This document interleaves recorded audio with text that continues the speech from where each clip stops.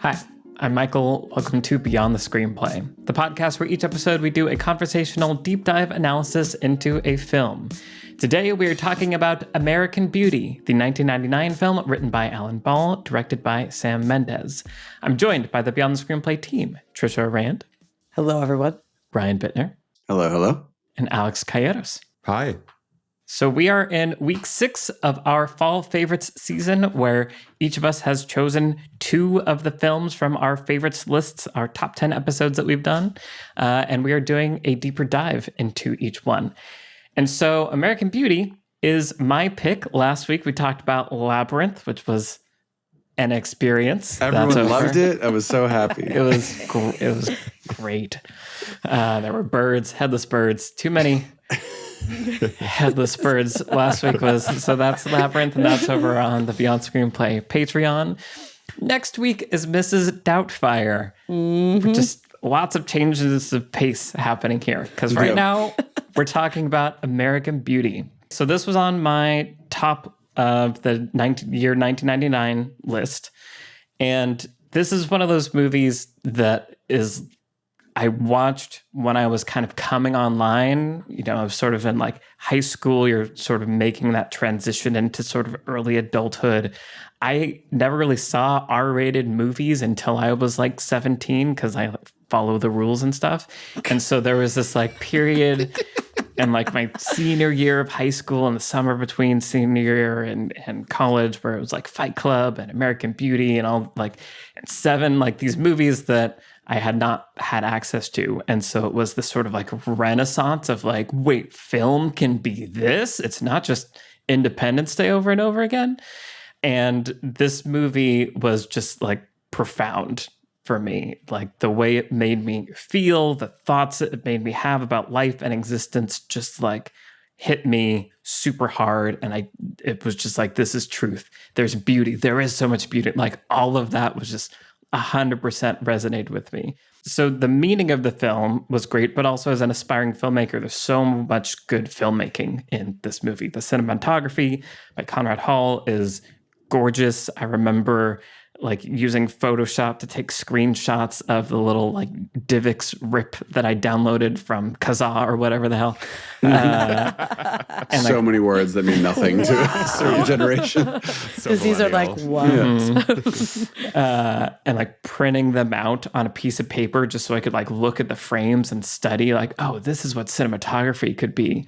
And the music is gorgeous. And so it was like a whole thing for me where I was like, wow, this is such a powerful film that I really want to study. And so I watched it a lot. I studied it a lot. And then I haven't watched it in a while. When Lessons from the Screenplay launched, which was 8 years ago, says YouTube now. This was one of the early videos I made because it was, you know, one of my favorite films. And there are a lot of lessons to extract from it. So it was one of the early videos, and it's one of the few remaining videos on Lessons from the Screenplay, like one of the films that a video was made on that we haven't talked about on the podcast. So this seemed like a good opportunity to like, let's finally check the box on that one. And it's really interesting revisiting it, you know, not 17, but much closer to Lester's actual age and seeing it from the perspective of an adult in the midlife years, and with, you know, how much the world has changed in the last 25 years. There's a lot of baggage with this film in a lot of different ways. But watching it this time, while that was all there and distracting a little bit, the net feeling that I got at the end was kind of the same as the first time I watched it, which was really honestly surprising to me and kind of for very different reasons. One of the things I say in that first Lessons from the Screenplay video is like, I consider this movie to be like a perfect film. I don't feel that way today. This is not a perfect film, but that's almost what was so powerful about it this time. Also, having watched Mulholland Drive recently, and I think, Brian, you sort of talk about that film as like, it's a movie that's designed to make you feel things. That's kind of how I ended up feeling about American Beauty this time, is like, I don't think it's actually airtight. And I talk about in the video, there were a lot of script changes and a lot of it was found in editing. Like this was almost a very, very different movie. It's kind of a miracle movie. And I don't know that it adds up perfectly on paper, but something in there creates a mood and makes me feel things that no other movie has made me feel. So it was cool that it was still able to do that. And obviously the filmmaking is still really great, if dated, and the cinematography is still beautiful, and the music's still great, but almost kind of a meme now. It's like Thomas Newman is so Thomas Newman. Like, oh my God.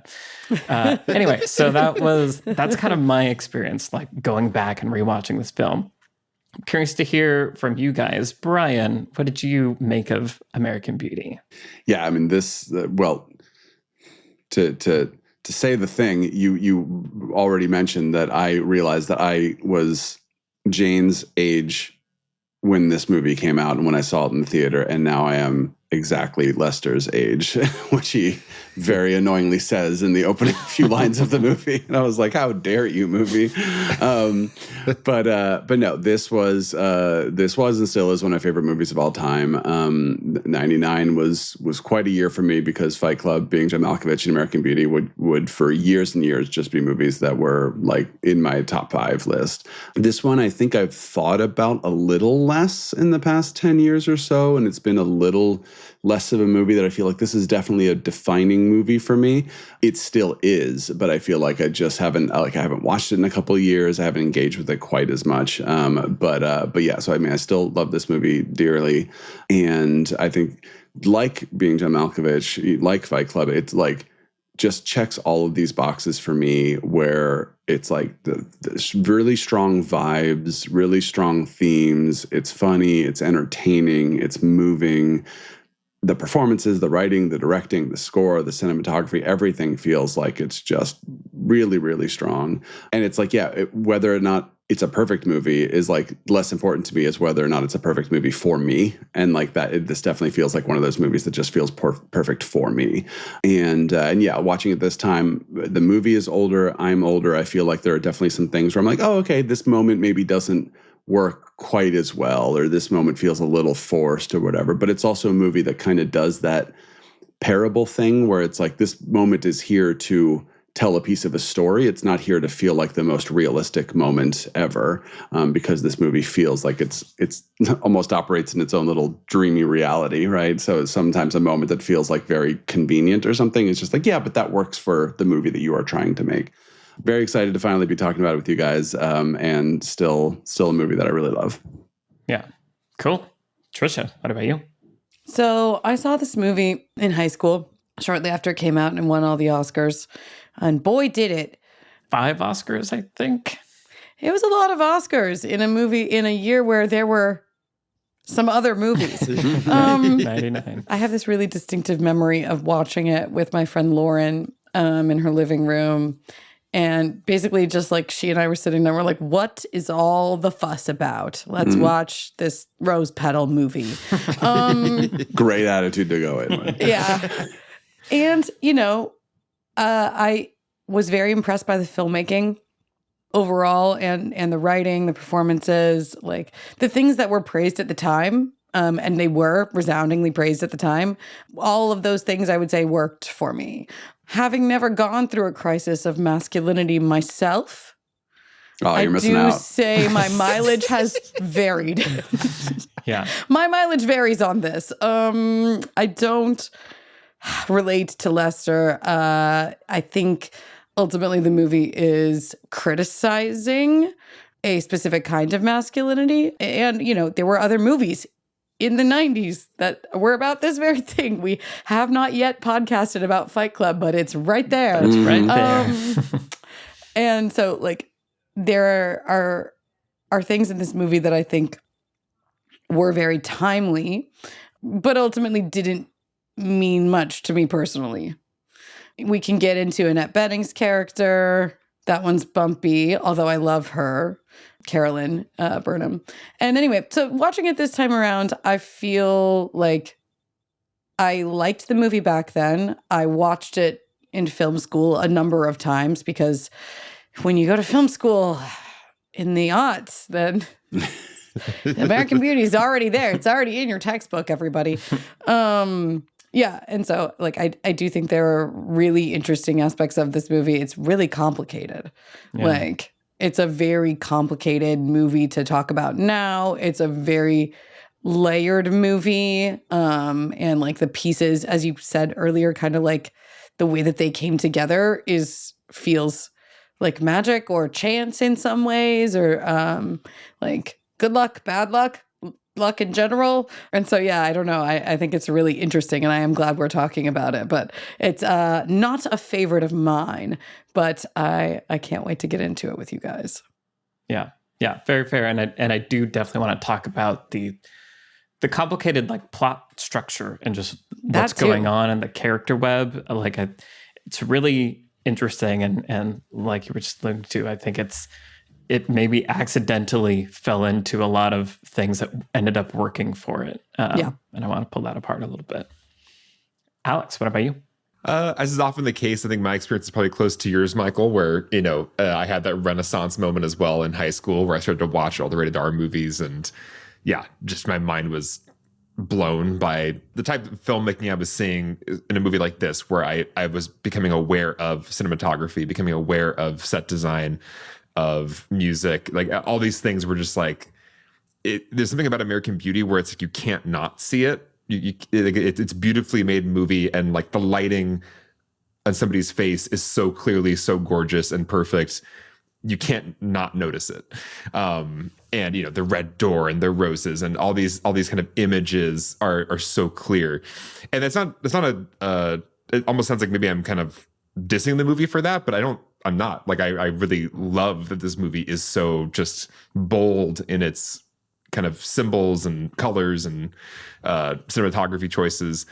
And the music is so damn good. Like that piano theme by Thomas Newman is such a perfectly bittersweet, moving, interesting thing that is like, it's as core to this movie to me as like the Star Wars or Jurassic Park or any of those John Williams themes, where it's like you can't imagine the movie without it. I thought about like Blade Runner and this movie, where I was just like, weirdly two super different movies, but where the score feels like it's part of just the texture of the thing, and without it, it would just be something else. 100%. Yeah. You mentioned, Michael, just the feeling it gives you and how it leaves you at the end of the movie. And I think there's something really special about movies that do kind of take you all the way to the edges of kind of like existential questions and death, but also in this very ordinary setting. There's something that is very profound and moving about taking this ordinary life and kind of wrapping the movie in the existential blanket that it is kind of nuzzled in. You have these moments of like transcendence in an otherwise like very like kind of satirical, often funny, very not elevated in its subject matter, but then there's this really elevated, transcendent kind of package it's in. So that's really interesting to me too. And I think movies that deal with death in any way often are my favorites, because it's the ultimate thing. It is the thing that we all as humans are facing, and any movie that takes it head on and kind of proposes some way to feel about it or think about it or grapple with it, I always love. So, well, I mean, yeah, speaking of death, I think it's interesting to look at this movie in the sort of bookending of the voiceover. First of all, the opening, "Want me to kill him for you? Yes, would you?" Right, and then the voiceover that indicates that he does not have long left. And then, like a lot of movies that do kind of a framing device, you just forget about it, right? And then until you launch into the third act, and then Lester's like, "Well, that's true of every day except the day you died." And you're like, "Oh, right. Like I forgot that was a thing," right? Also kind of like Fight Club. Right, exactly. And we can get into this later, But Michael, your second video on Lessons from the Screenplay was about the sort of courtroom drama that this movie was then also going to be of them, the kids getting essentially convicted for Lester's murder. And it was interesting watching the movie this time, thinking about it, where I'm like, oh yeah, if you had framed it that way, then when you're watching the movie, you're like, oh, Carolyn, he says, I fire a gun. She's like, really? I should try that, right? And then now you have this video. Do you want me to kill him for you? And now you have these other video. And it's like, and oh, Ricky has access to his father's guns because of the locksmith thing, right? It's really interesting to think about if the movie was set up as a whodunit, then you'd be looking for all these little clues along the way. Also, as you point out in that video, then it would be a different movie. It wouldn't be this movie, right? And I think that would be kind of a problem because you'd maybe be too distracted by that. But I do like movies like this that kind of tell you right at the beginning what's going to happen at the end, and then you just forget about it until suddenly, like an hour and change later, you're going, oh crap, that's right, I forgot this other thing was going to happen, and now you're suddenly like refocusing. And I like when a movie does that because it allows you to just focus on the movie itself and not be kind of in like a Knives Out way, always trying to be like solving a puzzle in the back of your mind while also watching. Mm-hmm. This almost feels like part of the magic trick that they found in the edit, because what's so cool about it's almost this impossible balance it strikes. It does open with that framing device. And so if you do remember it, there is a lot throughout the movie to kind of grab your attention of like, oh shit, is it that person? Is it that person? Like, this is a setup. This is a setup. And so you have this like running kind of like a subplot in just in the audience's mind trying to solve this mystery, but it's also not required. Like, as you're saying, Brian, it's not front and center in a way that is distracting or pulls you out of the movie, but it's there if you remember and you want to kind of hook into these clues or these kind of misleading threads. And somehow it's the perfect balance where, yeah, it doesn't steal from the in the moment, emotion of the scenes, and yet it's there for people who are like have that question in the back of their minds. And I do feel like when I watched your video again, Michael, about the missing 27 pages, it was so crazy because I remember that now. Like, this movie was going to end with the kids like being put in jail. Like, right. What? Like, it's completely different movie, completely different emotions to end on. And I'm just so happy that Sam Mendes was willing to let go of 27 minutes potentially of shot footage to make a different movie essentially with what he had. Yeah, it really underscores the power of framing and how you frame a story and how that changes what it's about. Even like the same events can happen, but depending on what you signal to the audience, care about this or care about that, it changes like the entire nature of it. It was weird rewatching that also because I had forgotten that. I was like, I know they cut stuff, but I don't remember what. And apparently I knew all of it at one point. Even, the screenwriter Alan Ball quotes from Sam Mendes too. Like it felt like everyone kind of thought they might be making a different movie, which is often a recipe for disaster. And I think that's kind of the miracle of this movie, is that like the cynicism of a film that ends with, these two innocent kids going to jail for a murder they didn't commit. That theme and tone is in this movie, but also the beauty of, you look into the eyes of a dead person and it's like God is looking back at you. And for a moment you're, connect like that sort of spiritual. I think Alan Ball talks a lot about like Buddhism and being influenced by that. So like those ideas are in here also.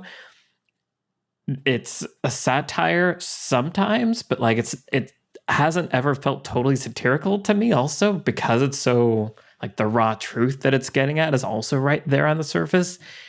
And it is still a murder mystery, so the third act can kind of shift gears and do a little genre switch almost, so that as soon as, like you were reminding us, Brian, as soon as Lester says, every day is the first day of the rest of your life, except for the day you die, it is like a wake-up call of like, oh, right, he's going to die soon, and that's today. And now there's this like ticking clock and this pressure that kind of keeps the momentum going through the third act. And so, it does feel like a miracle magic trick that I don't know that you could have done on purpose. And I'll also add that if you did the other end of the spectrum, which was you don't mention the death at all until the gun comes into frame, then it feels like one of those random shock for shock value kind of endings, right? So it's kind of this nice balance where it's not being overly in your face about it, but it's also not just being like, we did a gotcha at the end that just kind of feels like it has no meaning to it. Yeah. The plot structure is really interesting because I was paying attention to it this time, and basically nothing really starts or happens until we meet Angela, right? Like Lester goes to meet Angela, and there are a few things actually. There's sort of these like mini dramatic questions where he's like not connecting with Janie, and so then their mom is like, "Oh, okay." Carolyn's like, "We're gonna go to the thing." She doesn't want us to know what's important to her, but we're gonna show up anyway. And there are those small things. You know, we even get the hint at work earlier too, where it's like you have to write down your job description and kind of justify what you're doing here. So we are getting signals of like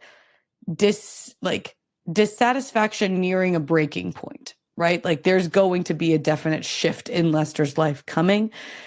But until we meet Angela, we really don't know what it is going to look like or what it's going to be. And then when the Angela character is introduced, it was really interesting this time to watch it, how the filmmaking doesn't signal to us right away. Like when we see her first on screen, she's just sitting next to Jane in a chair, and like they're just talking in a very nonchalant way. And then of course we're in Lester's POV during the dance sequence, and the editing shifts into incredible editing mode, which is just like, you know, again, what they teach in film school. But when that dramatic question is introduced, then what is Lester going to do about Angela kind of becomes most of the movie, right? Like it's a desire that's being introduced, and a desire is nearly always compelling, even if it's a yikes of a desire, which it is in this case. You're still just like, but it's a driving force that is making the plot happen. And so even in scenes that Angela is not in, we are seeing what the introduction of her into Lester's life has done to him. And it's driving everything toward his crisis, where, you know, everything from that point on is where he starts to act out. And then it just becomes, honestly, like for the good chunk of the second act, like Lester's going to do something kind of unhinged in this scene. What is it going to be? And that in itself is a compelling enough narrative question. We talked about it with the Breakfast Club. It's like, what unhinged thing is Bender going to do in this scene? And you know, if you have a character that is sufficiently reckless, I guess, then watching them navigate a variety of social situations, like a realtors conference dinner, whatever the heck that is still going to be interesting, right? It's interesting. I'm glad you brought up perspective, because I think my memory of this movie is that it is like majority Lester focused, and he's clearly our way in, and he's clearly the thing driving the plot, and he's the only person that we step into the literal mind of, right? We're in his dream sequences as he's objectifying this teenage girl. But the movie, we only like dip into those perspectives, but the movie's also really interested in the lives of everybody else around him. And I realize that it's like, you know, Lester is maybe the person, like the reason you came to the party, but you get there and it's like, no, everything else is way more interesting. And so much of the heart and the more interesting character struggles, I feel like, are in all of the supporting characters. And I love that each character has a thing going on, and it's all sort of thematically like grouped, like pretty cohesively. There's lots of different people using other people to make themselves feel certain ways, right? Angela's kind of using Jane to make herself feel popular. Carolyn ends up kind of using the real estate king to sort of fix things for her short term. He's using her. Like all these people are trying to like fill these holes that they have in ways that are empathetic. Like you understand why these people might take these actions, even if they are extremely problematic, which they are in this film. But I like that the movie takes as much care to care about those characters, even like Ricky and his family. Like we spend only a little bit of time, but like some of those scenes are the most emotionally devastating for me with his dad and Allison Janney. Allison Janney! Who doesn't have a lot to do, but does what she does with it. And it's the balance of all of those storylines is pretty incredible given how much is going on. Mm-hmm. Yeah, absolutely. This was weirdly, this was the time of sort of dark suburbia movies. There was the Ice Storm before this. I love the Ice Storm. Right, Sorry, I just want to say really quickly that the Ice Storm to me is my American Beauty. Interesting. I haven't seen it in a long, long time. It's so good. It's an Ang Lee movie, everybody. Right. And then Virgin Suicides was the same year. And then afterwards was like The Shape of Things and the Stepford Wives remake. It felt like there was a lot of like post-American Beauty suburbia movies, but there was clearly like this was a thing already.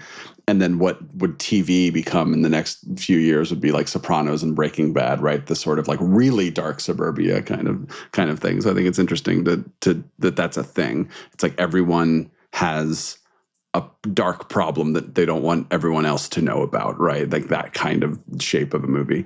But yeah, talking about the investors party, whatever that thing is, I like movies where I don't necessarily feel an act break, or I don't necessarily see an act break, but I can feel an act break, where it just sort of feels like things have kind of settled. And then now we're like there's just like a new energy.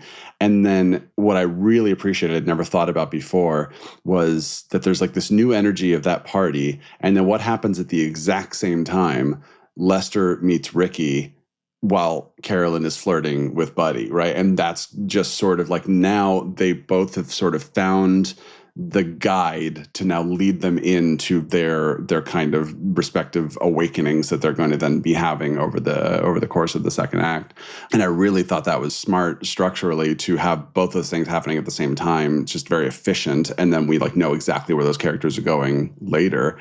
And I just love that it goes from Carolyn being like, can I pick your brain sometimes? Like the next time we see them, they're just in the motel. Like I thought, I didn't remember that there wasn't like at least a little bit of kind of build up to it. No, I guess there's like a short. They do go to lunch. They do go to lunch. Yeah, there's a little bit, yeah. but it just feels like it's not even. It doesn't even like try to build up to it. It's just like, yeah, you knew this was gonna happen, so it's just happening.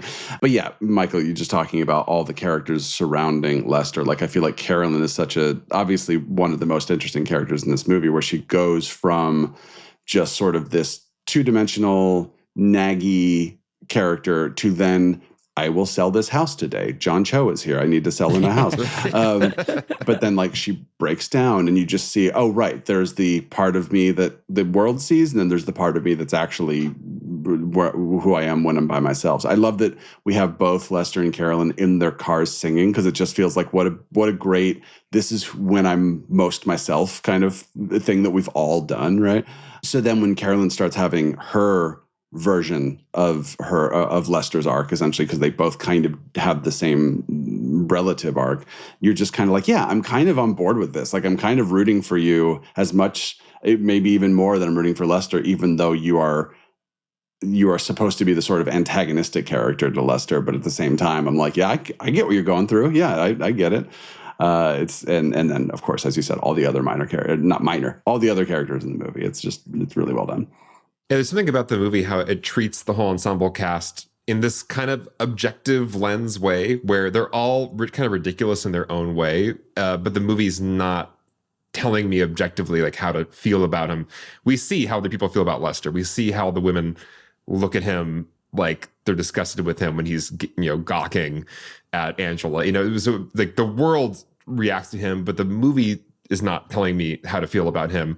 Or Carolyn, she is both, this kind of caricature at times, but then also treated very empathetically at other times. And I think the movie, in an interesting way, juggles this ensemble cast better than like a lot of things. I can't think of any other movie where I'm never losing track of the stories of these characters, and I don't feel there's ever a time where I'm away from any one of them for too long.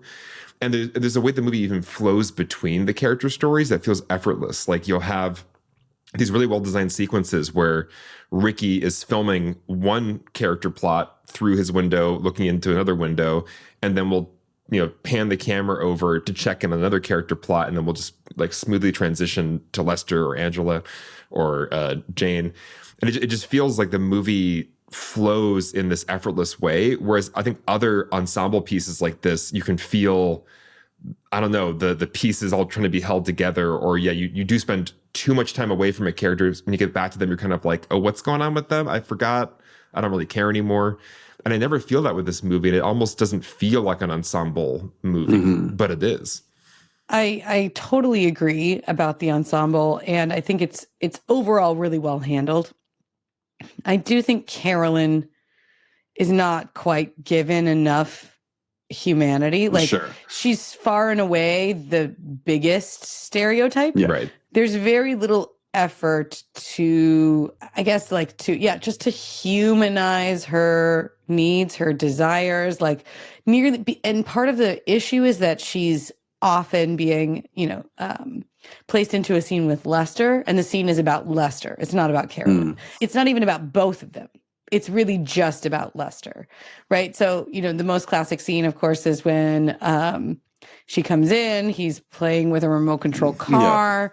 Annette Bening strikes that amazing pose in the doorway, and then gets hit by the car. And then they start talking, right, about like who they used to be, basically, like when they were younger. But it isn't really about her, right? The whole thing is about Lester, and he's making an effort to reconnect with her. But again, she's the conclusion of that scene is you're going to spill beer on the couch, and he doesn't care about that anymore. And so like he blows up at her, and the scene is being told from his perspective entirely, where her concerns are not reasonable and she's not being humanized really in any way. She's still basically being forced into sort of stereotypical consumerist suburban, like materialist obsessed, wife and suburban woman. And it's really frustrating that nearly all of the scenes with her feel almost like that. And even in the scenes where she's by herself, like when she's singing in the car, which I really like that scene, it's mostly played for comedic effect, right? Like Annette Bening is doing a lot in her performance to create layers. And so while it's funny, it's also kind of sad, right? Where we're kind of seeing again that she's still this broken person who's just like searching for something new to kind of fix her and her self-loathing and all these things that she feels, her insecurities. But again, the script isn't spending a lot of time with her, and the filmmaking does unfortunately a lot of flattening of the character. That it is there at all, where in the final scene where she throws herself against Lester's shirts in the closet and is sobbing after his death, the fact that that scene moves me emotionally at all, I think has very little to do with the writing or the filmmaking, and mostly to do with Annette Bening's performance, just because there's in the edit and in what's actually here in the text of the movie is mostly played for satire and laughs, and mostly pits her as an antagonist against Lester's character. Yeah, definitely. I do think that closet scene comes right after Lester, life flashing before his eyes, and he says, "And Carolyn," and then it's just like her on a like tilt-a-whirl or whatever it is, right? Just like having the time of her life. And it's like, yeah, that and the couch scene, whatever happened to the, this, it's just like, oh yeah, there is a character there. We just are not shown that character. Right. It's almost like she carries the burden of being the stand-in for the flat corporate American suburban kind of deadness that Lester and Jane and a lot of all the characters are kind of trying to escape in some ways. Yeah. She is the character that needs to embody that, and that inherently is this shallow caricature. And so in some ways her character, because she is like the most that, like she's seeking to become more that, like Buddy Kane is like the more epitome of that surface life. And so, yeah, in some ways it's almost like her character is unfairly, it has to carry that burden of representing that, which is not deep, which is not nuanced. It's kind of it's the funny satire of America the movie is about and people are trying to escape from. Right. But it is very moving, like as you're saying, when we have those glimpses of the person she used to be, the person who used to laugh, in a genuine way, not in this kind of stilted way. So it's there, but it could have been more there. But it does, like you're saying, she's played for laughs, and it is funny. I really enjoy her character in a satirical way, but it stands out amongst the larger cast that has more nuance. Right. I agree with all of this, absolutely. But then also I'll add that like this movie is about what people think they're supposed to be, right? And, so there is, and I think you kind of just touched on it there, Alex, which is like if Lester is being like, oh yeah, I should be the guy I was when I was 17 working at the fast food place, then Carolyn is the polar opposite of that, which is like we need to project success at all time and we cannot masturbate and we cannot do these things and we must da-da-da. And then, of course, what you have in Jane is like, yeah, we'll be freaks together. It's fine. Like, let's just go live our own lives, right? So there is that part of the conversation. It's just that Carolyn gets thrown into the worst the worst pool of all of those different ways of being. Mm-hmm. Yeah, it's just the couch scene really stood out to me for all the reasons that you're saying, and I don't think it should be in the movie. Actually, like I don't think it's really doing anything. Like, because I was trying to sort of track Lester's arc where he has this awakening, which, we understand how he's felt dead, and the idea of being awakened is an empathetic thing. The object of his desire driving that is obviously problematic and not good. And I think there's a part of the movie where as he's kind of getting empowered, like there's this sort of a switch that happens where he like hears Angela say like, oh, if your dad was worked out more, like I would totally blah, blah, blah. And so then that's when he kind of becomes active in a different way, where he's going to start exercising. I'm going to go run. I'm going to go start smoking a joint. I'm going to go into the neighbor teenage kid's room to borrow a DVD or whatever. That's a totally normal thing that would happen. And I feel like the way the movie was presenting a lot of those things was also presenting it as a destructive thing, like a lot of the time anyway, where, as he's kind of awakening, his relationship with Jane is getting worse. And I'm totally on the side of Jane. Like, I really like Jane, and he's a total dick and like becoming a terrible father. And so I feel like this movie had this like kind of sequence of events where I think it was doing what it should be doing, which is like he's overcorrecting and going too far down this like freedom, I want to be whatever I can be path. But it starts then kind of celebrating his wins. And so it's just a couch scene feels like a moment where I'm supposed to be like, yeah, you know what? It is just a couch. Like, you're right, Lester. And also the asparagus scene where he like throws it against the wall and is like, don't interrupt me, honey, is played like a moment where I'm supposed to cheer and be like, yeah. And I feel like that's not at all what it should be. And so I feel like there are these moments where I feel like the filmmaking is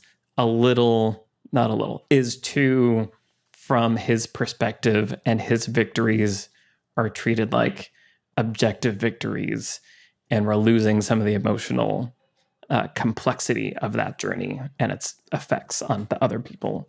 And the Mr. Smiley scene is that too, right? Like, you don't get to tell me what to do ever again. Right. Is very much like, look at how, ridiculous Carolyn is, and Lester's the only one who can tell the truth. And like, he's so liberated now from Carolyn. And you're right, Alex. I mean, this is a movie about symbols, right? And so everything is basically a symbol. Well, and that's true in most movies. Whether people acknowledge exactly. it and use that purposefully or not. But it's a very literary movie, right? Where there's literary technique happening, and even down to the locale, right? Like, it's a very, I would say, like, caricatured white picket fence world, and it's this was chosen specifically to represent the falseness of, how people project themselves, and like the exterior of the neighborhood is the facade of people trying to paper over their fear of death with their roses and their gardening clogs and all this stuff. And it's just like, this is a movie that's like that. And we see it very literalized again in Carolyn's character in the I will sell this house today scene. She's wearing this beige suit on the outside, and underneath she's wearing her like red slip, because that's what you would wear with a beige suit. And we see the like, unvarnished fear. from her. And again, the raw emotion of failure and brokenness and self-loathing and all this stuff. So it's a movie that's like that, and the scenes can be read that way. It is just a shame that in a movie that's already from such a masculine perspective, and again, I think overall a criticism of a certain brand of toxic masculinity, that Carolyn is also treated like this, that she is also forced to be the stand-in of the world as it is, that Lester needs to be liberated from. It's interesting you mentioned, Michael, the dinner scene where he throws the plate of asparagus, because that scene to me, the way the sound design and the kind of sudden shocking nature of it, I don't feel like I'm on a side in that scene. I agree with the other two scenes, the drive-through and the sofa scene. That's kind of a making fun of Carolyn sequence. But that scene I always felt was like, oh, there's this dark side to Lester's liberation. There's a violence here that is actually a little bit scary. But that's not just a way of interpreting it. The part of the movie that I, as a homosexual man, always tuned out in were these long sequences in Lester's mind, building up to, Angela opening her blouse or roses falling or the bathtub, reaching into the bathtub. They're really kind of drawn out artistic sequences that don't feel like they need to be nearly as long or kind of wallowed in so long to get the point across. And that's where I feel the movie is very much like we are privileging Lester's inner world with these extended fantasy sequences in a way that does signal to me, oh, we're kind of with him. Like we're not with Angela, we are with him and his view of Angela. And that is the part of the movie that felt interesting watching in 2024, because I do think if this movie was made today, we probably wouldn't be with him. We would probably be maybe just more objectively outside of him.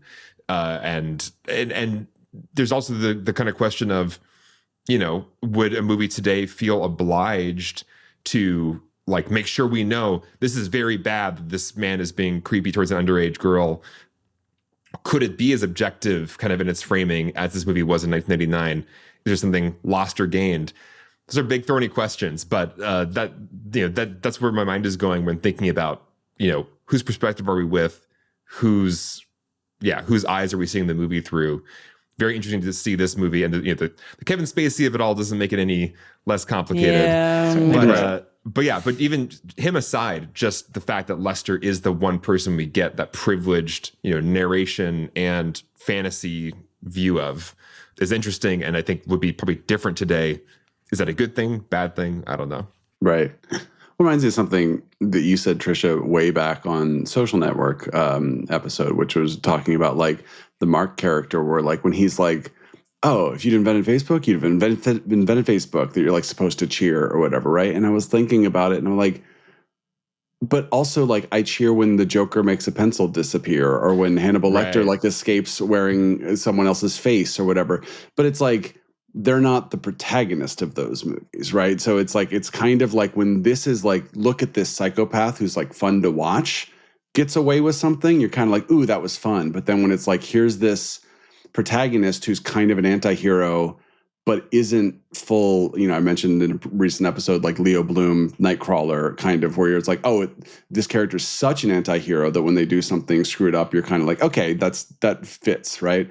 Where it's this gray area with a Mark Zuckerberg in the Social Network and Lester Burnham, where you're I'm not sure if I'm supposed to be cheering or not, or I'm not sure if I'm cheering in a fun, you're a villain way, or if I'm cheering in a, I'm totally on your side because you're the good guy way, right? And it's not knowing what the filmmakers are going for in those moments, I think, is what makes it muddy and feel a little icky sometimes when it's not clear kind of almost which side they're taking. Also, is that interesting though, to not take sides, and I think are we at a risk in our kind of moment right now of we need to make sure we take sides to make sure that we are, okay in the eyes of the viewer? Is there something to kind of reclaim now, of letting characters be really flawed and really interesting? And how do we tell a story about screwed up, things, but in a way that is the kind of hyper objective film lens? I don't know. That's not always the goal, but there's something interesting about looking at this movie as an artifact of like, I don't know how I feel about Lester a lot of the time. I am creeped out by him in some scenes. Other scenes, he is like the fun guy that I want to hang out with. And it's like the movie has both of those. Yeah, I'm tentative to even go because like this is a whole thing. But I think to maybe push back a little bit, I think the Joker is obviously the bad guy. He is definitely a villain. And so there's a specific kind of joy that comes from watching a villain do villain things. Lester is framed as the protagonist, and we are conditioned to assume protagonist is the good guy or the person that I'm supposed to be like identifying with. And so I think there is a difference in making us cheer for Lester like at all. And I think what's tricky to navigate with art is also just like we are very attentive movie watchers. And so perhaps for us, it's like, yeah, I can't quite tell what the movie's trying to tell me. There's like lots of things happening. Whereas the average person might be like, oh yeah, hell yeah, Lester, like, and not get the nuance. Right. And in this movie in particular, I've seen evidence of that being the case, of like this being a like, yeah, I'm with you, Lester. Break free of your like shackles. Hashtag Walter White. And I was kind of going toward Walter White, which is, is another example of a repressed white male suburban person who must break free from the shackles of that also has cancer, this terrible diagnosis, wants to make money for his family. As we've talked about in our Breaking Bad episode. Did we do a Breaking Bad episode? We did, right? Good. Vince Gilligan very much wanted the audience to empathize with Walter in order to understand the why behind his actions. Because if you understand the why, then you're sort of still involved with the goings on.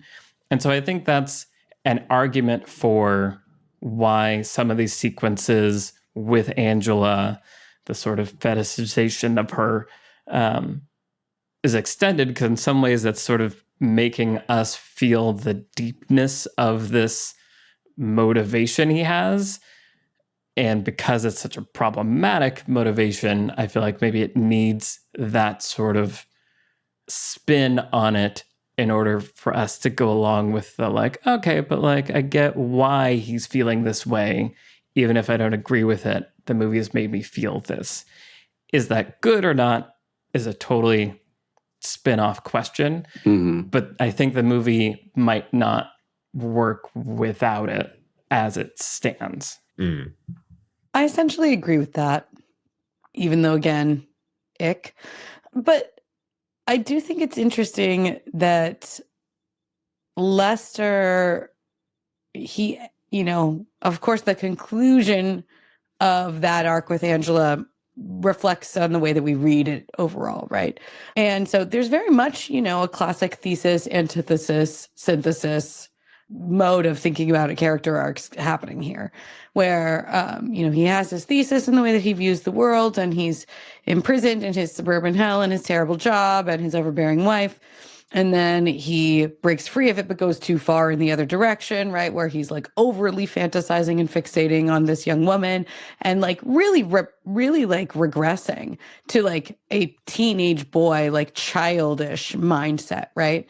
Both in the way that he's fantasizing about Angela and the way that he's doing literally everything else, right? Like eschewing all of his responsibilities, playing literally with toys in his house, doing nothing but drinking and smoking and things that he was doing in high school, buying a sports car, all the classic midlife crisis nonsense. And so that's, I think, presented very clearly as the antithesis overall in the text, even though it does get a little bit muddy along the way. Carolyn often pays the price. But in the end, he comes to this synthesis where he sort of snaps back, right? And realizes, oh, hang on, actually, I can't just go back and be 15 again or 17 again or whatever he's trying to be. Like, I genuinely have to, I have a daughter that is this age. I have to care for this person. And then, of course, he has this like, monk-like Zen revelation at the end and the moments before he dies about the unity of everything and the happiness of the universe and everything. And so, like, it is, obvious as I sort of find all of this, and potentially as I don't know how earned that revelation is. I think it's kind of earned by the movie, but I don't know if it's earned by Lester. Mm-hmm. Because we've seen the plastic bag blowing in the wind, and we've been thinking about death the entire movie. And we've been going on this journey with Ricky, the monk, or whoever he is, the spiritual leader that Ricky Fitz is, with his lens that only shows the truth or something. It's truly like a magic video camera. Anyway, but we've been going on that journey. Lester has not. And so it does almost feel like this neat, tidy bow where it's just like, and then I felt at whole and at peace. And I thought about my wife and my daughter. And I realized that the world is full of beauty and I'm a good person now. It's just like, well, I have feelings about the world and the beauty in it, but not you shouldn't, Lester. You don't know all the stuff that I know. So it does feel like there's a thesis, antithesis, synthesis arc for the film. Most of it is pinned upon Lester, but not all. And then we finally arrive at sort of the end. Yeah, I think the movie kind of gets away with it because there's a slight implication that maybe dead Lester is a little omniscient. Has seen the same movie you've seen. Yeah. Yeah. And so I think it kind of wiggles away with it. But the point is like a very good one. And I'm kind of sad that we haven't really talked about like Ricky and Angela and Jane. We're getting there. Right. Because I feel like they are the movie to me in a lot of ways. Like they're the ones I'm really connecting with. And I feel like each of them is rendered in a really interesting kind of complete-ish way. Like I don't know that they all feel like real people, but they feel like I get their purpose as characters and I feel the shades of them and their different facets. And I think the movie kind of comes online for me meaning-wise and emotionally when Jane decides to walk home with Ricky, and it's that beautiful, the super zoomed in but wide shot of them walking down the street, and the funeral is driving by, and they're talking about, you know, have you ever seen a dead like all of that meaning starts to happen, and that's the buildup to the plastic bag scene. And the plastic bag scene has been spoofed and made fun of many a time. It's the midpoint. It is the midpoint, and it still like works for me. And I feel like there's the boldness of the movie to show me trash and tell me it's the most beautiful thing in the world.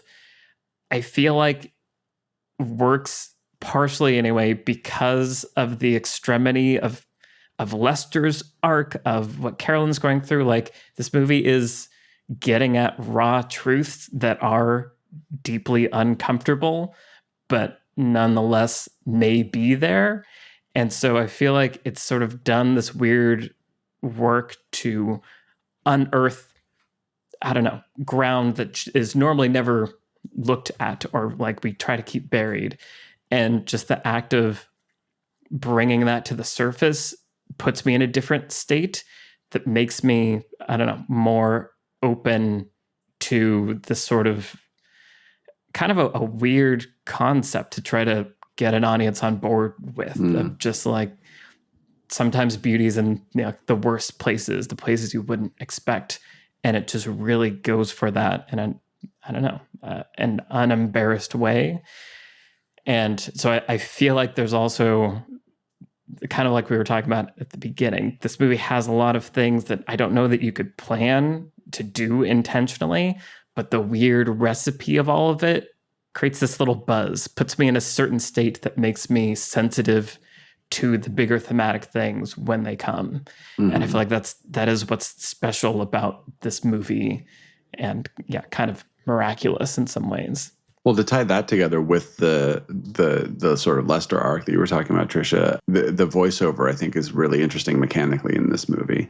I also forgot about Life is a House from around this time also, movie. Which also I think, if I remember correctly, has a posthumous monologue by Kevin Kline's character, indicating that the character is speaking literally to you, the audience, right? So we've talked about voiceovers before where there are voiceovers that a character's just talking, the character's just narrating, but it's not clear who the character is narrating to. So there's some implication that they're just talking through the screen to you, but what is that? That doesn't actually mean anything. That's just like movies being like, hey, we're a movie, right? Like we're going to, in the same way we're going to have opening credits, we're going to have the character just talk to you, but that doesn't mean anything. And then we've had movies where the voiceover is actually a character like writing in their diary, or actually a character like recording something. So it's like you get away with the voiceover by being like, this is actually something they've written diegetically within the world of the movie. What I think is interesting about the voiceover here is, like Raising Arizona, it just sort of adds this extra texture to what we're already seeing. I think in Raising Arizona, the voiceover does a lot of work to kind of put you into High's headspace. Whereas in this movie, it's a lot more sparse and a lot more like, here's a moment that we already showed you, but we're just going to kind of add a little something to it. And I think the moment early on where, he says like, my wife and daughter think I'm this big loser. And in a way, they're right. I have lost something. I think that's just that little extra push you need as an audience to go, oh, okay, there's something here I should be paying attention to and listening to. And I think there's basically like a voiceover on the act breaks and then at the end. But then the fact that at the end, it is breaking the fourth wall very literally and saying, already this character was talking to you, the audience, in a way that doesn't make sense, because how does this character know that you, the audience, exist? Because that's not what movies are. But like, this character has died and is still talking to you, right? So now this character is able to like deliver a feeling and an experience and information to you in a way that could not be done in the movie unless they had like written a diary entry right before they died or some cheesy thing like that, right? So in a way, as you pointed out, Michael, it's like the fact that he is repeating Ricky's monologue from the midpoint does feel a little like, well, yeah, Lester knows that this is a movie that you, the audience, have watched, right? Which doesn't necessarily work if that wasn't set up along the way, in the way that Fight Club's like, flashback humor or whatever, like kind of does those little moments along the way to be like, we know you're there, audience. But at the same time, it does at least try to do that work to sort of say, the voiceover is here as a literal communication between the protagonist and the audience, even though it's just that doesn't happen until the final moments of the movie, which is kind of a fun thing, but also can be a little disorienting. Well, thinking about Alan Ball as a Buddhist or being interested in Buddhism, I mean, I think what he's getting at with Ricky is Ricky has seen the truth. Ricky is the enlightened one of the bunch, and there's kind of I think it's kind of implied with Lester's voiceover that when you die, you see the truth. And so Ricky has kind of seen the truth before death. Lester, upon dying, and we kind of are walked through it with his life flashing before his eyes and realizing, oh my God, every moment of my stupid little life was amazing. And that's kind of the truth behind it all. And that's a really profound truth that, when you have a life-changing experience, you can suddenly have that feeling of, oh my God, I'm alive. This is amazing. And that's what I think is so powerful about this movie is it's about the satire of American life and the kind of fakeness and BS of the suburbs and all that. And yet it's also beautiful because this is life. This is it. And there's something magical about that concoction that comes together. Yeah. And the performances are really great. I love Ricky giving that monologue. Like, that's a hell of a thing to have to do. And I love the way it's shot, both on, when they're watching, the plastic bag, it's over their shoulders. We're looking at the camera. There's a lot of interesting frames within frames also here, cool. right? Oh, yeah. And just like, that's a whole other conversation of like, do cameras see like the truth? And when a screen is on screen, are you looking at the screen? Or are you looking at the actor? Like, all of that is just interesting layers, literal layers to think about. But the performances, the way it's shot, it takes its time. The shots of Jane are just like gorgeous, like her taking it in and how she turns to look at him, and just like she's doing so much work also. And there's just so much filmmaking that is accentuating the meaning, probably even in a way that I don't think a writer could write that and imagine that it would be executed to that level. Like, it really does feel like there's more than the sum of its parts, some kind of magic happening. And that's almost like reinforcing the themes and kind of what he's even talking about, of like this sort of magical beauty that shouldn't happen but can happen, and it's ephemeral and all these things. Right. The entirety of the crew that put this movie together, they are. Yeah, I was going to do a metaphor with the plastic bag in the wind, but I can't put that together. But yeah, no, but there's the magic we keep referring to is this kind of uncontrollable magic that happens when a group comes together to make a movie, and everybody's adding their contribution, their instincts, their intuitions, and sometimes it makes a thing that is elevated way above, what it otherwise could have been. There's so many versions of this movie, like we've been saying, with the script and the courtroom drama. It just would have been a completely different thing that I don't think we would still be talking about, maybe, because it wouldn't have this. It wouldn't send us off with this moving, life-affirming emotion. It would have been, oh, that sucks. Kids went to jail for no reason. The end. Yeah, and we touched on Thomas Newman's score earlier, but obviously it's doing so much work, especially tonally. Mhm. Yes. Like, this movie, ranges from like a really broad satire, like comedy, to this like really still, dark, dramatic piece about death and sadness and fear, really, right? Like, the characters are all sort of like trying to just pursue their careers, or their things that they use to make themselves feel better about themselves. Chris Cooper's character just conformity, so much fear of himself. So much fear. Yeah, exactly. The fact that you can have that scene where Chris Cooper's character is so broken. Yeah.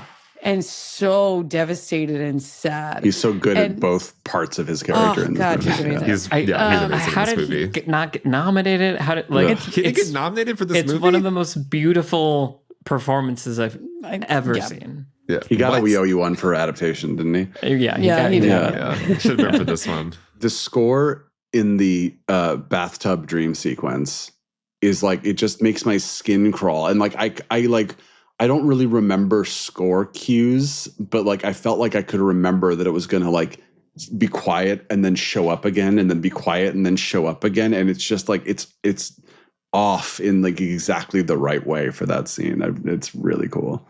Yeah, totally.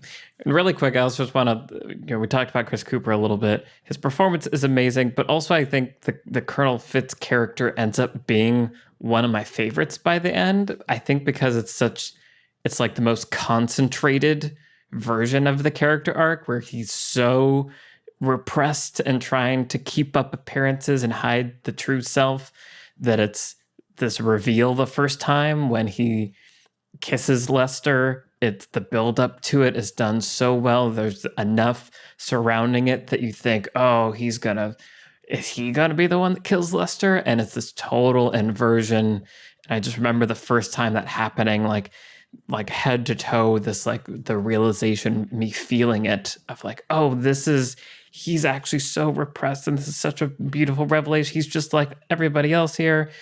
That it was just really beautiful. A lot of it is also Chris Cooper's performance is just disgustingly amazing. I just can't handle how good it is. Throughout the movie, there's a moment where he comes to give Ricky the cup, and he has this moment where he's trying to say something to Ricky but can't, and walks away. I remember in the commentary, Sam Mendes gave him the direction of try to get the courage to ask your son to like come downstairs and like have a drink with you, but you just can't do it. And I feel like you see him wanting this connection, but then repressing it. And so heartbreaking, and it's just really good. And I'd be sad if we didn't call that character out in Chris Cooper. And then just like him covered in rain in the garage, like after Lester pulls away, just looking like the complete opposite of the character that we've spent the last 2 hours with, in just the perfect way, and just looking so broken, and so literally like he's like melting almost, Yeah, the way he walks away is very iconic, like just like his silhouette as he goes into the rain. It's another moment I remember from the commentary. It's so sad they don't have commentaries anymore. But Sam Mendes saying that, Chris Cooper just wanted to leave, like didn't want to look at Kevin Spacey one more time in the scene as they were rehearsing. You want to just turn and go and hide that. But Sam Mendes was like, no, you have to like look him into like, we have to see that.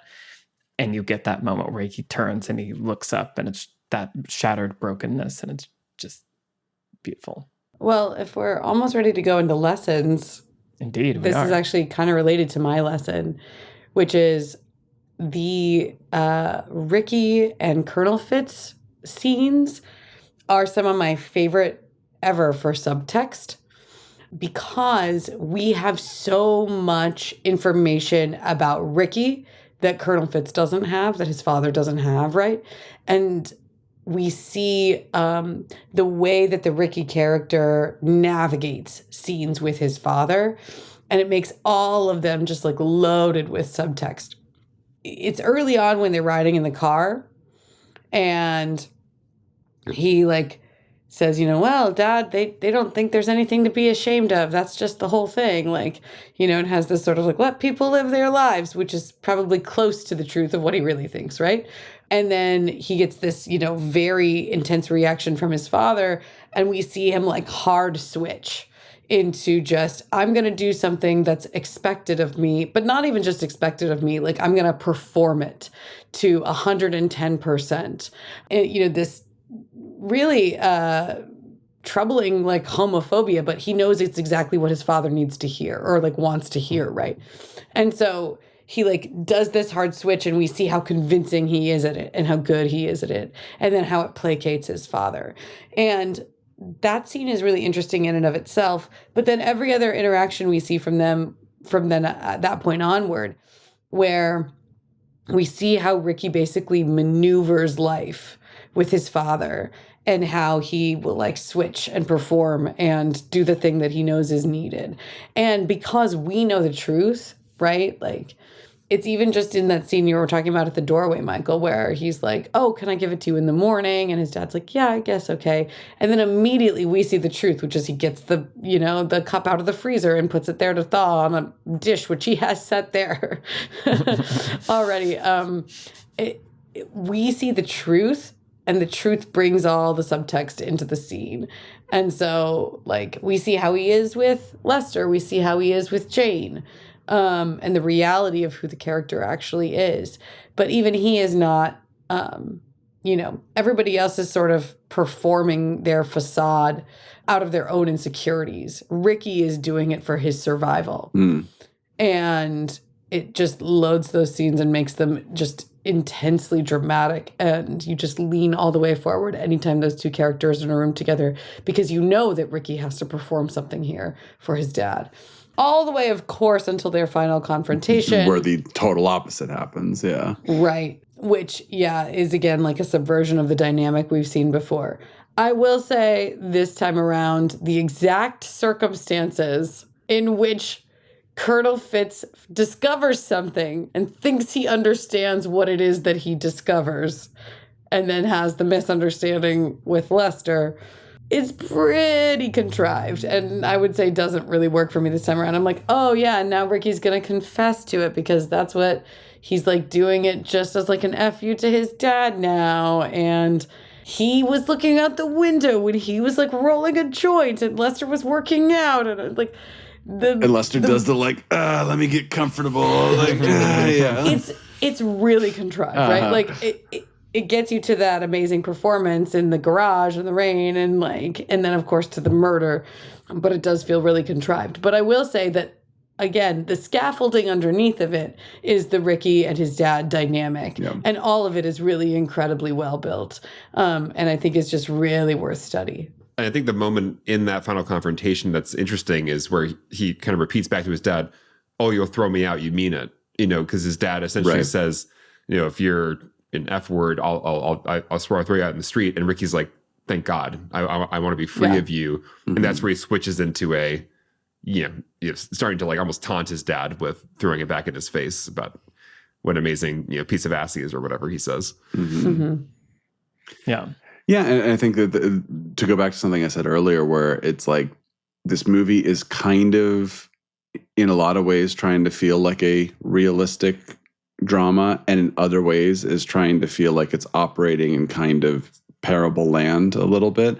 But I feel like it's sometimes goes too far. So I think that it's like this movie will do things like him calling Angela because he found her number in the diary, and then when then he like runs out of the room and tiptoes away, you know, that kind of stuff. It's like this movie is doing that almost cartoonish kind of over the top thing where you kind of go, okay, if that's what this movie is, then that's what this movie is, right? Like even just the sex scene with Carolyn and Buddy, you know, where it's just like her feet like way in the air.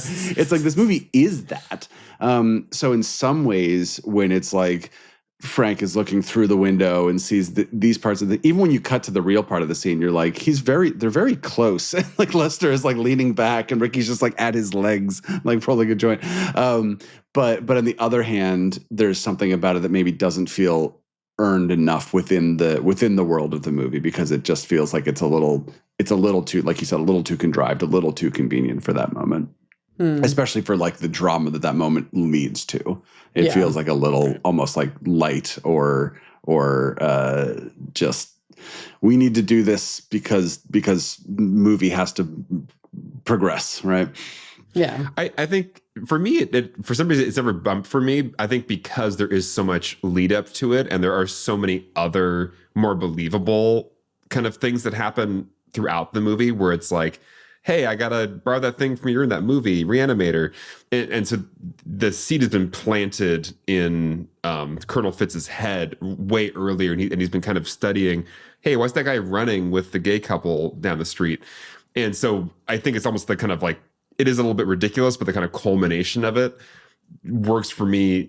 If that was the one and only time it happened, it would feel more contrived, I think. So it would be like, oh, what are the odds that this happened and he was looking? But because he's looking for it, it feels kind of just like a natural culmination. He has a story in his head and it's all been building up to this kind of conclusion. Right. But then, not to belabor it, then I'll just say, then you could have done less.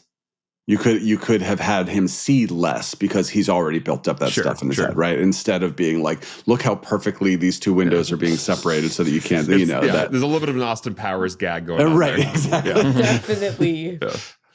Yeah. And again, like I said, this movie has a lot of tones and genres and honestly probably shouldn't work, but somehow all these things together, you can play that music over almost anything. I'm gonna I'm saying. Well, think about the office scenes with Lester, you know, with the like the efficiency cost cutting guy, like those feel out of a different movie too. Like that feels out of Office Space or just kind of a pure or Fight Club. Yeah. Right. They're very, very elevated in their tone. Yeah.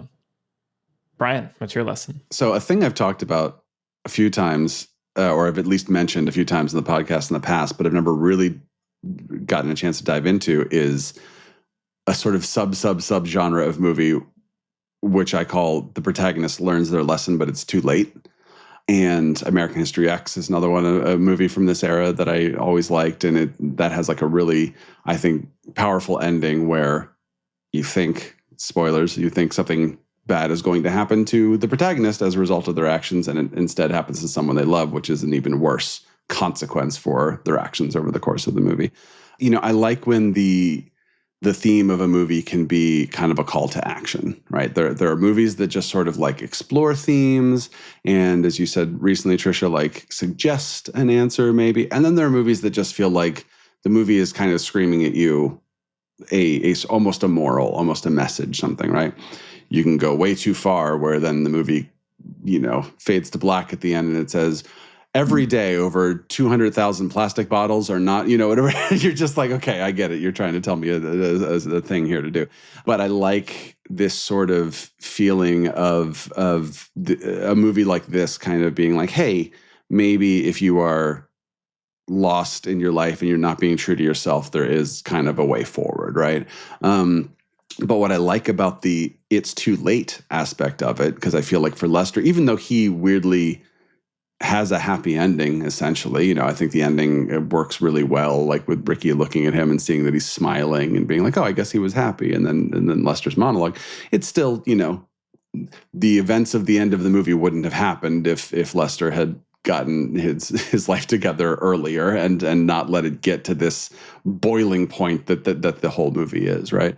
but I just like that it puts kind of an urgency behind the message of the movie, right? Like it's easy for us to say, you know, if you're religious, like sin now and repent later, right? Eat now and diet later. Like you can live a boring day-to-day life, but like you can chase your dreams later. And I like that something like American Beauty just gives me this feeling that it's like, oh no, there's not time to waste. Like you might die tomorrow, whatever. So, you know, it makes me watching a movie like this makes me feel inspired and charged to change my life now, right? Especially when I'm 17 and thinking about these kinds of things, rather than a movie where it's just sort of like, and then the character learned their lesson and everything was better from then on, right? I like this idea of like, yeah, the character learned a lesson. Also, we don't know. The movie's not saying, hey, Lester gets to live, because the filmmaker gods are like, yeah, I don't know that he really earned the rest of his life. He maybe earned a smile at the end, but I don't know if he earned the rest of his life with how, you know, skeezy he is and everything. But more importantly, that there is sort of an urgency to my takeaway of the movie, which is if Lester had not let the last 20 years of his life be what they were, then he would have potentially lived a much longer and much happier life than if he waited until this moment where it's like, everyone in this movie feels like they're kind of grasping at straws for their truth because they've let themselves get so far gone, you know, particularly some of the central, particularly Frank, particularly Lester and Carolyn, even though she's not as well drawn as we've talked about. So I kind of like the urgency there of figure your stuff out as soon as possible so that you don't get to a point where things are just like way too far and it feels like you're past the point of no return. It's a cautionary tale, right? Basically, right? Of like, look at how messed up these people are. Odds are you're probably kind of like this too. These people are over the top to be satire, but it's getting at a truth that maybe we're all experiencing one way or another. And yeah, I like that too. Alex, what's your lesson? Yeah, our friend Ryan at one point, I believe, said to me, you know, if a movie has the word American in the title, it's probably going to be pretty good. And I don't know if it's actually like an accurate statement, but when I think about Pie 2, wedding, reunion. He was talking about American Movie, which is a documentary at that moment. But no, but there's something about, you know, yeah, putting the word American in the title. And I think this movie doesn't earn having the word American in the title. It uses this cast of characters to explore a lot of things that are American. You know, we have the kind of the military veteran, you know, the kind of like different versions of masculinity through the American lens, you know, the kind of like repressed military man. We have the Lester character who kind of is stuck between kind of like a corporate, just kind of neutered experience of life. But the only thing he has available besides that is kind of like the teenage, just follow my kind of raw desires version of life. And there's no healthy, you know, mature, responsible masculinity on offer there. It's kind of one or the other. And there's kind of this kind of crisis in the film of like, yeah, where is the model for how one is supposed to be? You know, and we have Carolyn, you know, struggling for this kind of, you know, you can have it all kind of corporate capitalist feminism, you know, where it's like maybe, you know, she's escaped a previous era of women kind of being kept out of the workforce, but now that she's in the workforce, she's now in this new trap of kind of just trying to achieve success in this kind of hollow, empty way. You've got Jane and Angela caught in the American ideals about femininity and womanhood and self-worth and that. So everybody's caught in these like American traps. And I think it's a really well-designed cast to explore all these aspects of being a man or a woman in America or being gay in America. And it's just, I love how just is so efficient with his characters to explore all of that. And I think it earns the name American in the American Beauty with how many layers are happening with all the characters and the plot lines. Yeah, no, for sure. It's also just interesting seeing like 1999 America, Right. And like who like there aren't any people of color in this Nope. movie, Right. like at all. Like it's just like these are the people that we're like worried about right now in like culture. But like regardless, it is getting at these sort of universal American values that I think are felt by everyone to a certain degree if you live in this culture. Well, and again, it's this movie is about the projection versus the reality, right? Mhm. And so the American dream as it is projected to the world, right? And especially this is very specific, sort of like, white picket fence, like 1950s housing development, upper middle class, like suburban projection of American culture and values and ideals. And so, like, yes, it's diving into the projection of what America is, not what America really is, right? That front-facing image is much less of what America is currently presenting to the world, at least in our entertainment. There's still plenty. This culture is still alive and well in the U.S., but in our entertainment, we're not projecting it as much. But yeah, I do think it's interesting that it really is about like, well, who we say we are, not necessarily who we actually are. Right. I even love how even the kind of the drugs of choice in the movie are very American. You have kind of alcohol as the Carolyn corporate drug of choice. You have marijuana as the Ricky Rebel Lester drug of choice. Yeah. Mm-hmm. And then even that's very American. If it's like a marijuana as part of like American culture is such a thing. So yeah, I feel like there's just so many choices in the screenplay, in the movie, that are just exploring America stuff. And it's a nice little microcosm. But yeah, especially America at that moment. We are in a very different time right now. Yeah. Yeah, for sure. We talked about this a little bit earlier. This movie has really great narrative handoffs. We talked about how complex the plot is, where we're following Lester, but we're also following Jane and Angela and Ricky and Colonel Fitz. And the way the movie switches between those feels so effortless. I feel like that's what makes it feel so watchable. And what I was kind of realizing is that the movie is sort of constructed as it's a couple chunks of days. So it's sort of like, here's a 12-hour period of time, and here is sort of a 12-hour period of time. Here's a couple days. And it's kind of an interesting construction. I feel like there aren't that many movies that do this sort of, we're going to go to a certain period of time, stay in it for a little bit, and then move to another chunk of time. But it works really well. And so that's just something that I feel like I want to go back and study even closer, because it just moves so fluidly between, Lester's at work. We see him in the office. He comes home. There's a moving truck that's setting up exposition for the movers in real estate that sets up exposition for Carolyn. They, go to the real estate function, and that's doing character work for Carolyn and him. And then that's where he meets Ricky. They go to the back. Meanwhile, Carolyn talking to the real estate king. They get back from there, and Jane's there, and Angela's going to spend the night. There's just all these things where, Lester's talking to Jane. We are now seeing them on video. Who's filming them? Some kid named Ricky. He's getting called down to dinner. Oh, and now we meet his, like, there's just so many of those. It almost feels like a stage play, the way you'd want to like construct all these things, but done in a really cinematic way.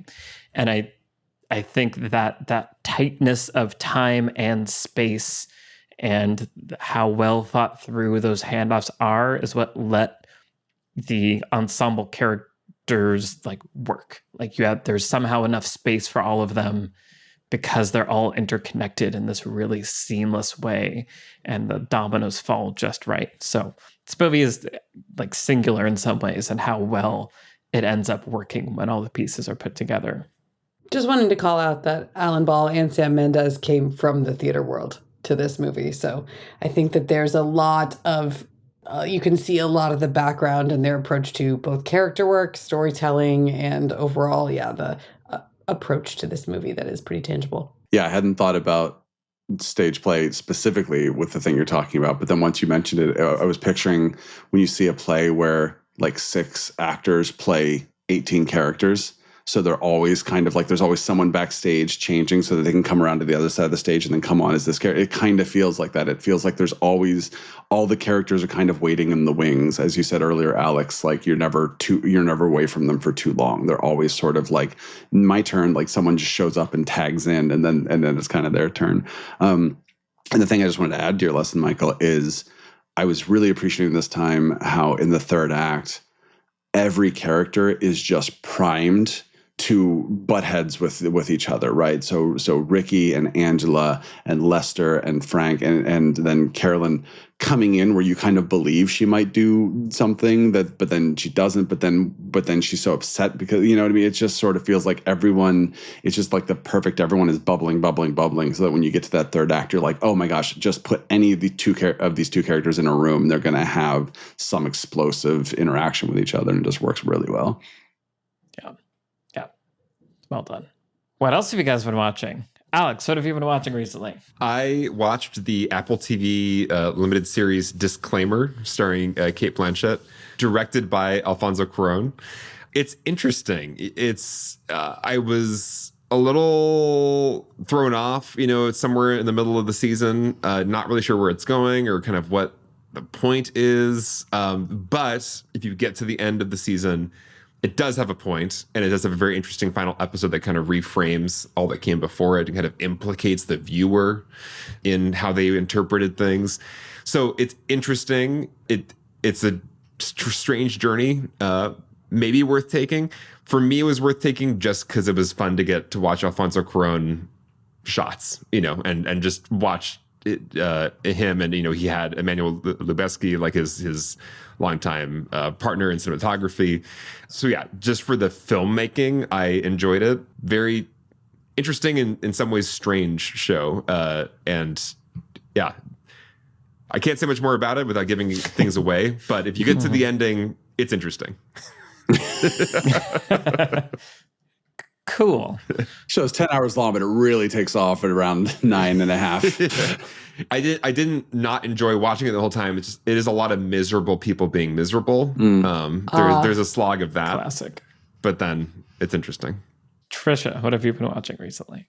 Yes, I've been watching a very sophisticated television show called Outer Banks. There's a new season of Outer Banks out on Netflix, and they actually released it in 2 parts as they're doing now, which is like this weird, like not the classic Netflix binge, drop, watch it all, but you have to wait a little, I guess. I don't Pay really know. for 2 months. Yeah, I don't know what the point is. So I'm caught up on the first half of the 4th season, and then I'm about to start watching the second half, which came out last week here in early November. And yeah, what a show. I have not much to say about it except I've watched the whole thing. And you know what? Actually, here's what I'm going to say about it. Nothing else has consistently given me an opening line to talk to teenagers as being caught up on Outer Banks. I'm just like, guys, what's going on with JJ? Let's get into it. And like everybody is with me. We're all here to talk about it. So if you're wondering what the Z's are into right now, they're still watching Outer Banks, as am I. And what a joy. They're looking for pirate treasure this season, everybody. Yeah, I was looking for the log line. Follows the conflict between 2 groups of teenagers in search of a lost treasure. Yep. Listen, it's a teen romance show, but it's also an adventure treasure hunting show. And one thing that I really like about it is a lot of stuff happens. So it's one of those shows where it doesn't take its time. It is not slowly paced. So much stuff happens. And it's classic sort of teen show, like mix and match characters. Everybody's got drama with their parents. Everybody's got drama with each other. Meanwhile, people are trying to kill him, and they're just trying to dig up some treasure in the Outer Banks in North Carolina. Is this a dream you had? Or? It's a joy. It is a joy. Yeah, strong recommend from me. Here we are at Outer Banks. Outer Banks season 4, everyone. It's one of those weird, dreamlike moments where suddenly I'm in a different reality than I thought I was. I had no idea this thing existed at all. And you didn't know about Outer Banks? I've heard the name, but I thought it was like a sci-fi or something. Oh my word. I feel like I failed you guys. Listen, Well, let's talk about Outer Banks for a while off mic. I have so much to say. Listeners who didn't already know are learning which ones of us are from the East Coast and which ones are not. Outer Banks? Is that a sci-fi show? No, it's an actual place. No, it's a place, although they don't actually film there. They film in South Carolina. Sure. Same thing. Brian, what have you been watching? Well, appropriate for American Beauty, a movie that is getting some Oscar buzz this year is Anora, which I just saw a week or two ago. And it's Sean Baker's newest film, starring Mikey Madison as an exotic dancer who starts a relationship with one of her clients, but he's from a rich and powerful family who doesn't want that for him. And then things escalate from there. I saw Sean Baker's last two movies, The Florida Project and Red Rocket, and neither one really clicked with me. I think sometimes movies are a little too understated for my taste, where I'm just kind of like, I can't dig into it. But Anora, I was cautiously optimistic looking at trailers, and it really worked for me. It's really funny and entertaining. The theme at first, you're kind of like, what is this movie really about for a little while? And then it just like over time, it reveals itself. And then in the third act, it just hits really, really hard in a way that just, I feel like Challengers and Anora this year, kind of like American Beauty, where everyone was like, what do the roses represent, right? Like those are both movies this year where I just kind of was like, they are telling even the most casual viewer, like, things that are happening mean things. Like, you should think about what these things mean and when you like leave the theater now, right? And yeah, so I really enjoyed it. The second act is very draggy. I don't know why it's as long as it is, but then the third act makes up for it in such a beautiful way. Mikey Madison just throw awards at her in a few months, and I feel like I've thought about it every day since I've seen it. So I'm like it's like really sitting well with me. So I'm looking forward to seeing the life it has as more people start to see it. Yeah, I've heard good things, and heard that she's amazing. So very cool. She's amazing in that way where you're like Amy Ryan in Gone Baby Gone, where you're like, oh, did you just hire this person like off the street? You just like grabbed an extra and you were just like, be the main character. And you're like, oh no, that's just a performance. Like, that is that good of a performance. I'm getting to the end of my West Wing rewatch. Wow. That's been my main focus. That was fast. Well, I'm stopping at season 4. Oh, of course. Right. Clear. Like Gotcha. 5, 6, and 7 are, they're a cool other show that happens that also shares the name The West Wing. Right. I guess the thing that I will report is how, season 1 takes place in 1999. 9/11 happens at the beginning of season 3. A lot of culture changes, I feel like, start to happen, and you can kind of see that trajectory even just within the arc of these 4 seasons. There are certainly behaviors and office relationships that are completely inappropriate and not really like called out in the first season. You see those sort of behaviors start to shift and power dynamics change, and a little bit of a awakening of like, hey, culture probably needs to change. And then politics is really fascinating because on one hand, it's completely different than our modern world, in which, you have a president calling his running mate dumb, like in Latin or like, via a metaphor. And it's like a scandal story for like a week, and people need to resign because somebody called their opponent dumb, kind of. But also the underlying things feel like totally the same. And that's what has been also weird. If like a lot of the problems that we have now, we've had for a while. And I don't know, it was interesting seeing those things being dealt with then and how they reflect to now. And the writing's still great and the performances are still amazing. And I still love these characters.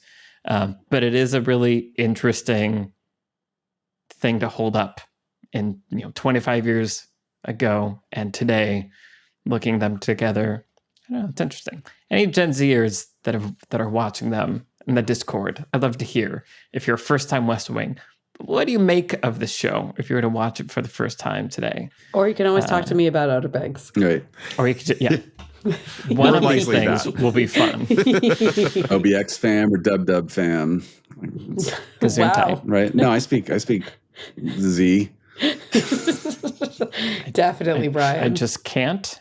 Are we still doing that? How? Was that like 10 years ago? Listen, is the best thing to come out of Skibbity Gen Z. Guys, Something. you're killing me here. Stop Don't- it. All of you, Don't stop let it. be. I can't do that.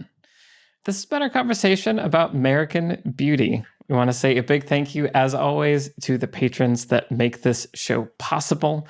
Thank you to our producer, Vince Major. Thank you to our editors, Mike Wuerth and Vicki Lewis, and the whole Nebula Studios team. I'm Michael Tucker. I've been joined today by Trisha Rand, Brian Bittner, and Alex Calleros. All of our Twitter handles are in the show notes. Send us a tweet and say hi, and we will see you in the next episode for Mrs. Doubtfire. Yes. Bye, everybody. Bye-bye. Bye.